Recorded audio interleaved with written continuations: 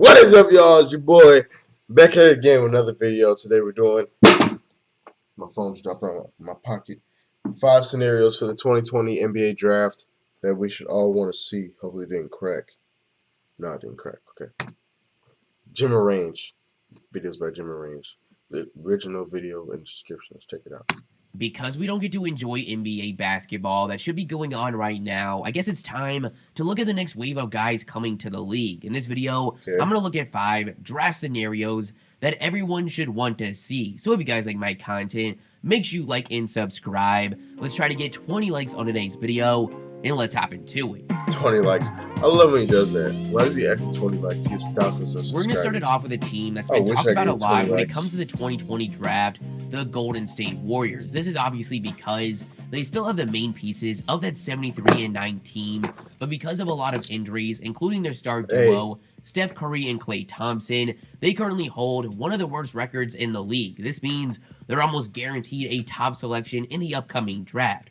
Now, this isn't the best draft, but regardless, it makes the future for the Warriors very interesting. Now, there's definitely a lot of trade scenarios for the Warriors that involve this first-round pick, but in today's video, we're going to look at the scenario that they make a selection, specifically that they select a top big man in the draft. And there's 2 prospects that sit atop the rest, James Wiseman and Onyeka Okongwu.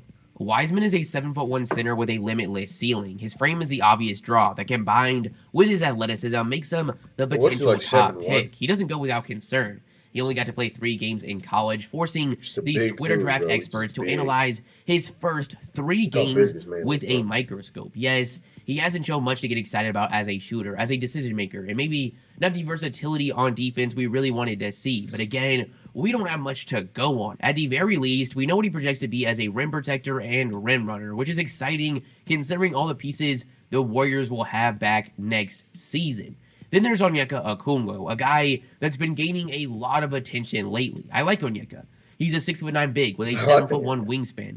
He averaged 16 points, 9 rebounds, over a steal, and almost 3 blocks as a freshman at USC. He projects to be an elite defender going into the future, but he's not a bulletproof prospect either. He hasn't shown much floor spacing ability and shouldn't come with expectations to ever be much of a volume scorer. The one thing that does make me a skeptic of Onyeka's draft stock is that it's been helped greatly by the breakout season of his consistent comparison, Bam Adebayo. Without Bam's success, I really don't think he's getting the attention that he has gotten. Bam is the best case scenario, and we can't assume that's what a team's getting with Onyeka. Regardless, he's an amazing prospect and likely a guy the Warriors have their eye on. Unlike some, I don't think this decision is obvious, but whichever one it is, I'm excited about the potential of them playing a role on a team that could be back to contending at the top of the league next year. I think it's safe to say it would be fun to see a lineup of Steph Curry, Klay Thompson, I guess Andrew Wiggins for now, Draymond Green, and one of these top rookie bigs.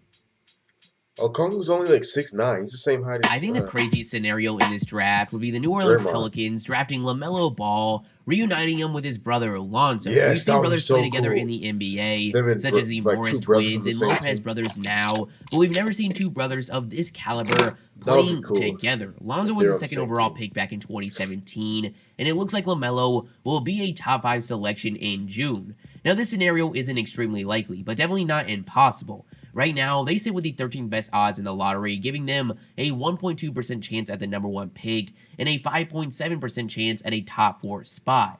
Now, this is subject to change if we see the regular season resume before the draft, as the Pelicans were making a run for the 8th seed before the season was put on hold. But assuming they stay put, it's unlikely that they can move up to the top of the draft, but not impossible. The Cavs went up to number 1 back in 2011 to take Kyrie Irving with just a 2.8% chance. The Bulls got Derrick Rose back in 2008, which is a 1.7% chance. The frequency we see this in the lottery is almost suspicious. There's a lot of scenarios where the Pelicans can get LaMelo. Like we talked about, the luck could be in their favor. The night of the draft lottery, they could jump up to the mid-lottery, and LaMelo could slip. I mean, honestly, I know this has been done before.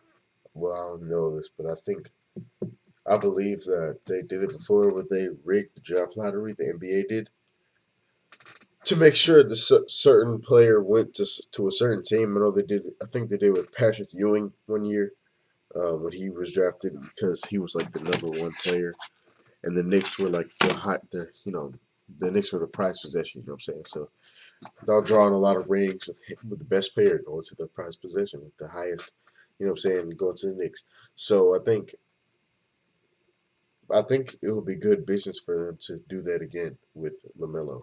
For them to rig the draft lottery and make LaMelo go to the Pelicans. That would be good. That would be pretty sweet. Yeah, I don't have a problem with that, honestly. Because it's about business, right? If they want business, they want to draw, you know what I'm saying? They want to draw attention. That's definitely a way to draw attention. Lonzo and LaMelo Ball, the guys that we've been following since their days at Chino Hills.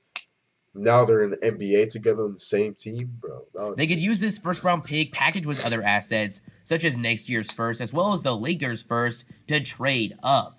Now, I can't see the Pelicans going out of their way to get LaMelo, but maybe LeVar could work some magic. While this is by far the coolest scenario for draft night, it's really not a great basketball fit. Lonzo's a true point guard that runs the offense in New Orleans, and really well at that, especially since Zion Williamson's debut. It's hard to picture how a ball-dominant player like LaMelo would fit alongside Lonzo at the NBA level, but they are brothers that have played together a majority of their lives, so them figuring it out is not out of the question. LaMelo also has the benefit of a 6'7" frame that gives him a lot of positional flexibility. If both the brothers continue to improve off ball, this duo could be scary, and if they actually manage to get both of them, they might as well give that 13th spot to LiAngelo Ball. The next scenario I have is pretty likely and one I really want to see. I'm talking about Tyrese Halliburton going to the Phoenix Suns. Now, who is Tyrese Halliburton? He's a 6'5" point guard with a 7-foot wingspan. He came onto the scene this season as a sophomore with his impact on both ends and remarkable scoring efficiency. He averaged 15 points, 7 assists, 6 rebounds, and almost 3 steals, shooting 50% from the field and 42% from 3 on over 5 attempts a game. I don't think he'll ever be a #1 option, but I'm still very excited about his potential. His impact on the defensive end is extremely noticeable, and while his shot mechanics make me... 6'5" point guard, the middle 6'7" point guard, like they're just upping the height requirement for the NBA. Like I feel like they're talking like even now people say that 6 feet is short for the NBA. 6 feet, and it's not that tall in real life. 6 feet is, you know, the average male height is what 5'10", so it's only 2 inches taller. But like people say 6'1", 6'2", 6'3" is small. They say Steph Curry is the smallest guy on the court. No, he's 6'3". Like come on, I mean, like sooner or later you're just gonna have 7-foot point guards in the NBA. You know what I'm saying? Like, no.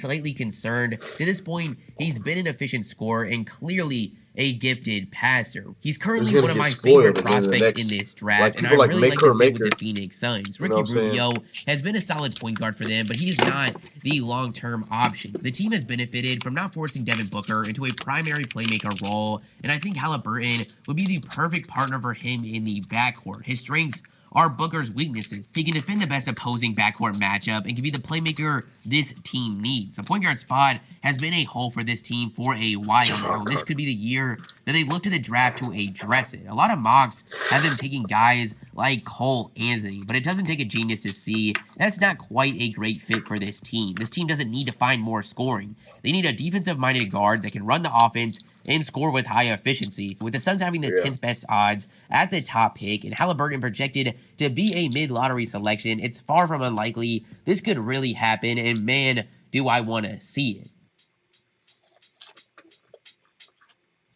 The next scenario gets projected quite frequently, and that's Georgia shooting guard Anthony Edwards going to the Atlanta Hawks. Edwards finished high school as a top-ranked player and likely top 3 pick, and it looks like that's going to be the case. He's got an NBA-ready frame, standing at 6'5", 225 pounds with a 6'9" wingspan. He's got striking similarities to Indiana Pacers guard Victor Oladipo, with his potential to be a two-way star at the NBA level. Edwards averaged 19 points, 5 rebounds, and 3 assists as a freshman. Now, he wasn't the most efficient player we've ever seen, shooting 40% from the field and 29% from 3, but it doesn't take you too long to realize that this shouldn't hold him back from going at the top of this draft. His combination of attacking the rim at an elite level with a plethora of moves beyond the perimeter gets me excited about his ceiling, and I think Atlanta just might be the perfect landing spot. This team has its franchise player with Trae Young, but it's still very unclear who the second and third options are going to be down the line, given the questionable future of John Collins with this team. They've put in an effort to bring in more defense with Clint Capella and DeAndre Hunter, and I think adding Edwards to the mix would be pretty seamless. Defensively, he can give a lot of help to Trae, and I think offensively, Trae would benefit greatly from a secondary ball handler. I don't think it's the best for any and all things on the court for the Hawks to run through Trae. I think one of the most important things in his development is being able to play off ball, similar to what we've seen with Steph Curry. If the Hawks can pull this off, which is pretty likely given that their projected landing spot and Edwards' projected landing spot is pretty aligned, man, would I have a lot of confidence in this team's future. I can't guarantee who it would be, but out of Edwards, Hunter, and Reddish, I can almost guarantee they can find an all-star partner for Trae. The last scenario involves a player that's not very well known in Aaron Naismith going to a contender. I've had my eye on Naismith for a while now, as he's from my hometown, but he's really jumped onto the national stage this year as a sophomore and is projected to be a mid to late first round selection. He's a 6'6" forward from Vanderbilt that, without an injury that cut his season short, might be in the conversation for a lottery selection. In 13 games, he put up some of the craziest efficiency we've ever seen. He averaged 23 points and 5 rebounds, shooting 51% from the field and 52% from 3 on over 8 attempts a game. Not the craziest sample size, but if we're going to analyze Wiseman's 3 games like it represents his whole freshman season, we better be giving Naismith the credit he deserves. He just might be the best perimeter shooter in this draft. He's a solid defender, but not a crazy athlete. Usually shooters like this, you would have heard of. I've never heard of this dude.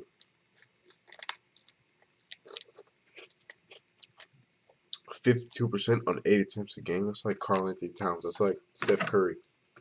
I mean, not Steph Curry, obviously, but like J.J. Redick maybe, or Korver or something. Athlete, which will limit his ceiling on that end, but is built for the modern game. Right now he plays the 4, but could transition to the 3 spot. I don't think his offensive ceiling is extremely high. He's one of the safest selections in this draft, and the potential for a contender to grab someone that can be an amazing 3-and-D player off the bat is pretty scary. Right now, most mocks have him going between the 20th and 30th pick, where teams like the Nuggets, Sixers, Heat, Jazz, Celtics, and Bucks all sit. Again, you're not going to hear his name a lot leading up to the draft process, but he's one of my early favorites to be the steal of the draft. But that's the end of the video, guys. You guys tell me your thoughts in the comments below. I was going to cap it up, man. I like those ideas. So I'm capping up the video, though. Subscribe to my channel. Subscribe to my other channel. Link in the description. And drop a like on the video. And peace out.